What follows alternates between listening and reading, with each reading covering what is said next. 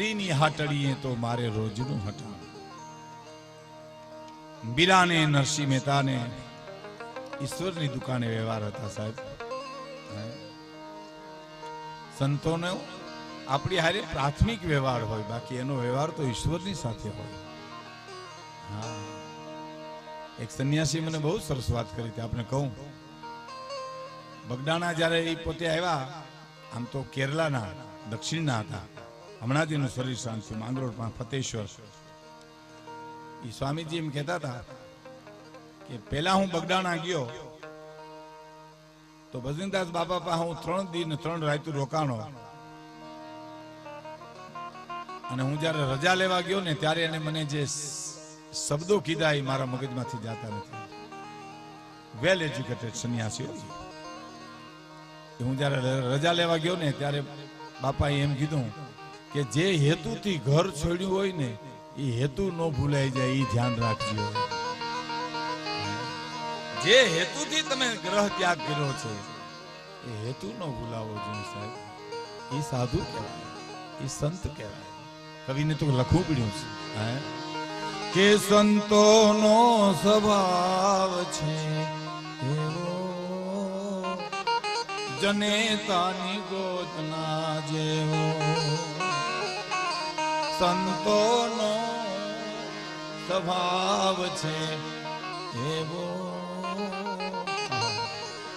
જનેતાની ગોદના જેવો. તો ના, કવિ કે એનાથી આગળ વાત છે. શું કે એક ડગલું મેં આગળ ભાળ્યા જનની થી જગસન. એ જ એક ડગલું મેં તો આગળ ભાળ્યા જનની થી જગસંત. કેવી રીતે કે માત સુરાવે એને સંત જગાડે, અને બેલવી દે ભગવંત. સંતોનો સ્વભાવ છે એવો, જનેતાની ગોદના જેવો. માં તો સંસારને પગથિયે કદાચ મને તમને સુવરાવી દે, પણ આ તો મોહ નિદ્રામાંથી જગાડી પરમ તત્વને પમાડી દે સાહેબ. એ સંતનો આદેશ છે. આદેશ સાધુ સંતોનો દેશ છે, આ ત્યાગીઓનો દેશ છે. વાતું કરવી બહુ હેલી છે, જીવનમાં ઉતારવી બહુ અઘરી છે. કહેણી મિશ્રી ખાંડ હે, બોલવું તો ખાંડ જેવું ગળ્યું છે, પણ રહેણી તાતા લો, જીવવું બહુ અઘરું છે. વાતું તો નથી મુક્તિ સુધીની, ઘણા કરતા બેઠા બેઠા ચોરે આવીને ચોકમાં નથી વ્યારું કરીને આવતા. હા, વ્યારું કરીને ચોકમાં આવીને એમ કે નાણું તો આજ છે ને કાલ નથી, ને વાપરો ને મોજશો કરો ને રાવણ ક્યાં લઈ ગયો ને કર્ણ ક્યાં ખોઈ ગયો, નાણું તો હાથનો મેલ છે. આપણે એમ થાય કે આને લાગી ગઈ લાગે. અને પછી એમ કે લાવો એક બીડી. હા, પણ ત્યાં હાથનો મેલ છે તો ઉખેડીને જુડી લઈ આવી જાને, એટલે બધું દાતારનો દીકરો થઈ ગયો છે. વાતું થાય સાહેબ, જીવતર જીવવું તો બહુ અઘરું છે. મેં એક જણાને કીધું હતું, મેં તમારા બાપુજી શું કરે? મને કે અફસોસ કરે. અફસોસ શેનો કરે? મને કે અમે આવ્યા એનો, અમે એને ઘીરે આવ્યા એનો અફસોસ કરે મારા બાપુજી. 15-20 દી પછી એના બાપુજી મને મળ્યા. મેં દીકરા કેટલા? બન કે 3 ટબા જેવા. મેં મોટો મેં કીધું શું કરે? તો કે ખેતી કરે. એથી જીણકો તો કે બિન ખેતી કરે. સૌથી નાનો મને કે જે સામે મળે એનું કરે. આની પાછી તમે શું અપેક્ષા રાખો સાહેબ? આખા ઘાણવા દાજી ગયા હોય. કામ જાજા કાગુલિયા અને કામ જાજા કપૂત, હકડીશી મયણ ભલી અને હકડો ભલો સપૂત. ભગવાન એક દીકરો દેજે, પણ 9 ખંડમાં નામ રાખે એવો દેજે, અને એક દીકરી દેજે 3 પખા ઉજળા કરે એવી એક દીકરી દેજે. બાકી તો શું સાહેબ? એક જણો બાર ગામ ગયો તો ગરદણ કીધું રોકાઈ જાવ, તો ઉતાવળ બહુ છે. તો હાથ દીકરા ઘીરે કામે તોય તો હાથમાં પાણીનો કરશો ડબ દઈને હેઠો પડી ગયો. કે કા તો એક જો કોઈ ખારો દીકરો દે તો હાથે દઈ દેવાશે. ઘેરે આવીને જોઈ જા લોટકે પાણી પીવું છે. ભરના દીકરાએ કરશો નથી રહેવા દીધો કે એક જણો જેલમાં હતો, એમાં કોકે જેલમાં કાગળ લખ્યો ઉઘરાણીનો, મેં એવું સાંભળ્યું છે કે જેલમાં તું ઝીણી ઝીણી કામગીરી કરીને કમાશો તો લેણા નીકળતા રૂપિયા દઈ દે મારા. તો જેલમાંથી હામો કાગળ લખ્યો કે ઉઘરાણીને કાગળ જેલમાં લખવાની હો, બીજા કેદીઓ પાસે મારી આબરૂ શું હોય? બોલો, જેલમાં પાછી આબરૂ એમ? એમાં જેલર મળવા આવ્યા કે આ બધાય હગાવાલા મળવા આવે બધા કેદીઓને, તમને કેમ કોઈ મળવા નથી આવતું? કુટુંબ છે કે હાવ બાજરીયું બાલ્યું? કે કુટુંબ તો ટાકલા જેવું છે, મોટું છે. કે કા કોઈ આવે નહીં તો બધા અહીંયા જ છે, સમૂહમાં આવ્યા, કોઈ બહાર હોય તો આવે ને મળવા. શું કરો આની પાસેથી સાહેબ તમે? હાથ હોય તો હોય ને હિતાવી હોય તો શું, બાકી બેટો બાપ તણે ચીલે ચાલે નહીં. જનની કામ જણી વરવું લાગે વેરડા, બેટો બાપ તણે ચીલો ચાલે. આ દેશ આપણા વડીલોએ કોઈ દી સંપત્તિ માગી જ નથી બાપ. આપણા વડીલોએ તો સંતતિ સારી માગી છે. અમને સંતાનો હારા દે છે, અમને દીકરા અને દીકરીઓ એવા દે છે. સંપત્તિ તો ખેર, મેં તમને કીધું ને, આ માધ્યમ જીવનનું જીવવાનું માધ્યમ છે. હું અહીંયા તમને ગમે એટલો આનંદ કરાવું, બહાર નીકળી જો મારે એક પાન ખાવું હોય ને તો હું 25 દુઆ ગાઉં ને તોય મફત પાન નો ખવડાવે મને. આ માધ્યમ છે જીવનનું, સર્વસ્વ નથી. આ ડાયવર્ઝન છે, અને હાઈવે નો કરી નાખાય સાહેબ. સંપત્તિ છે ને તમને ઈશ્વરે આપી હોય તો ઉપકાર કરો, બીજાને માટે આપો. પૈસો કઈ તમને શાંતિ નો આપી શકે. પૈસાથી સંસ્કૃતિ નો ખરીદાય, પૈસાથી બુદ્ધિ નથી ખરીદાતી સાહેબ. પૈસેથી જો બુદ્ધિ ખરીદાતી હોય તો આ કરોડપતિના ઉભા વાહડા રખડે હાવ નરાતાર આપણા ભાગમાં આવવા દઈએ ના સાહેબ.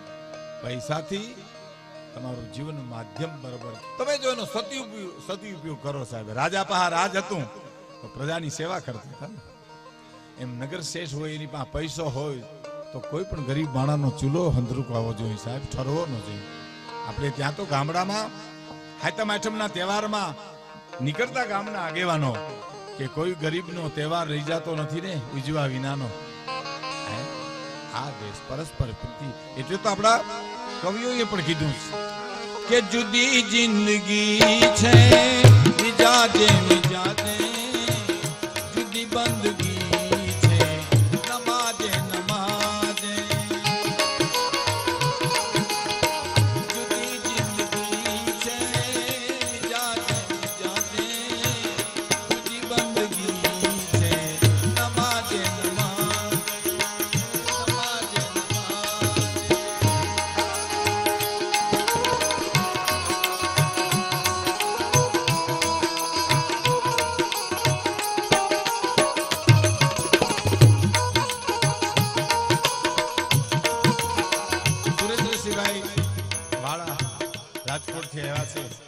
રાજકોટ શહેર ભાજપના મંત્રી છે, એને આપણે હૃદયથી આવકારીએ છીએ.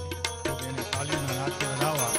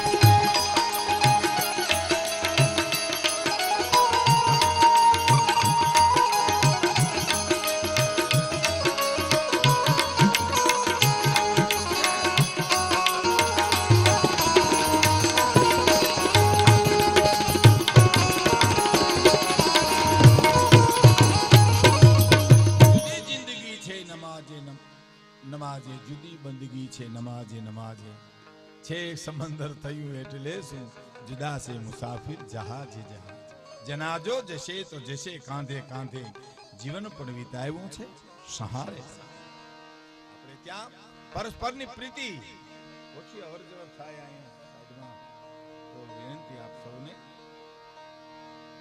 બને ત્યાં સુધી મહેમાનો આવે એને આવકારો કારણ કે બહુ મોડું થઈ ગયું છે આમાં વ્યવસ્થામાં જ રહીએ તો આપણા સૌરાષ્ટ્રમાં કહેવત છે પથારી કરતા જો હવાર પડી જાય તો હું કઈ એમ એટલે બને ત્યાં સુધી મહેમાનને આવકારો જેનો આવી જાય એટલે બને ત્યાં સુધી ઓછી અવર જવર કરો તો વધારે કારણ કે મેં તમને કીધું એમ હું વાતુનો માણસ છું યોગેશ પુરી જ્યારે બોલે ત્યારે તમે પૈસાનો ઘોર કરો તો વાજબી લાગશે મારા માટે તો શું છે હું તો એકાદી કડી ગાઉં મારે રસ્તામાં આવતી હોય એવી હું વાજી કરતો હતો કે હરીની હાટડીએ તો મારે રોજનું હટાણું જોયું નહીં મેં તો કોઈ દી ટાણું કે કટાણું હાથ પાડ્યો નથી કે આવ્યો નથી સાહેબ મીરાબાઈને ઝેરનો કટોરો મૂક્યો મીરાબાઈ પી ગયા માણસને એટલું પૂછ્યું મીરાએ આ જે રાણાએ મોકલ્યું છે તો હા રાણાને એક સંદેશો આપજો ને શું સંદેશો આપે છે એ જી રાણાજી કે જો ફરી ઝેર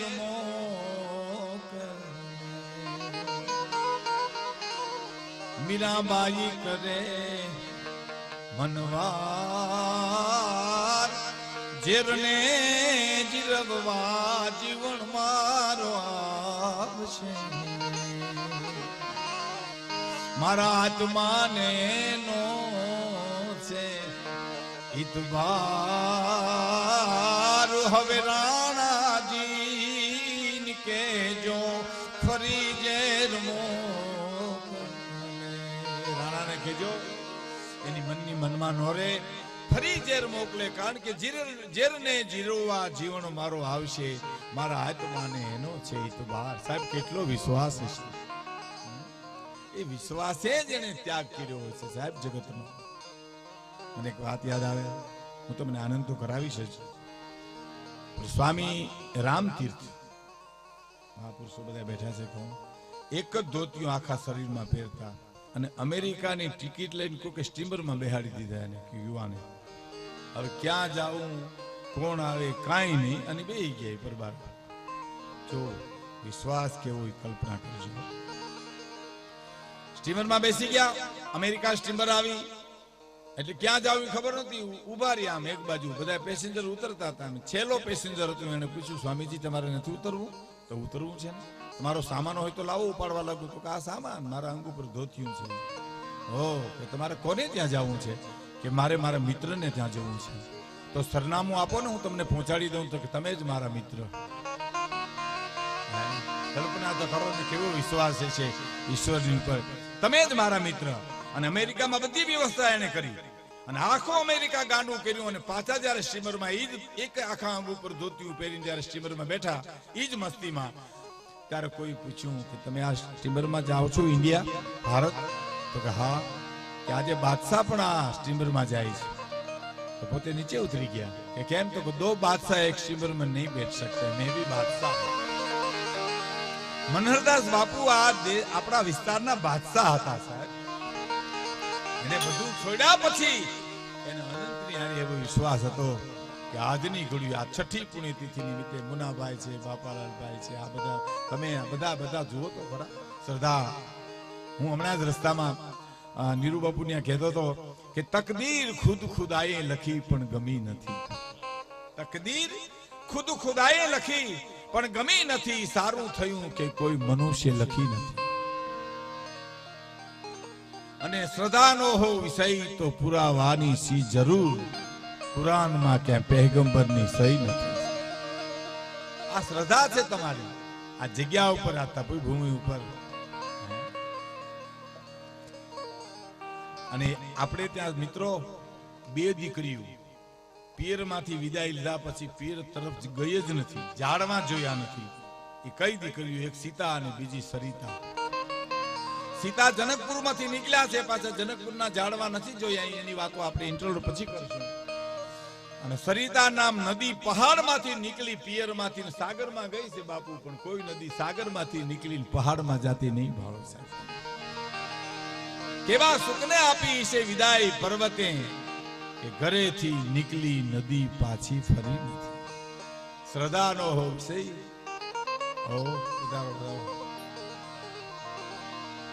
આજે નીરુ બાપુએ પરમ પૂજ્ય નીરુ બાપુએ 49 વર્ષ પૂરા કરી 50મા વર્ષમાં પ્રવેશ કર્યો. જ્યારે તાળીઓના નાદથી આપણે એમને આવકારીએ.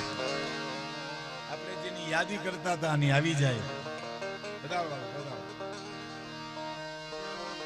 કે હરિની હાટડીએ